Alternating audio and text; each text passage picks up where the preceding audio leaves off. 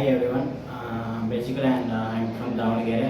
I studied BCA in Davangere, BS Chennapaspa First Grade College, and I got with 70 percentage. And when I came 13th October, I joined JSpiders Hebbal.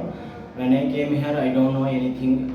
After I came here, I got some confidence to get a job. All the teachers and faculties they are teaching me in very good manner, and also they teach me the hope and how to lead the life. And in every mock and grooming, we should have attend all the mock and grooming, because of that it will very helpful for our interview. And I would like to say thanks all the JSpiders HRs and the teachers, because they helped me a lot for the interview. And I would like to refer my all those friends to join the JSpiders.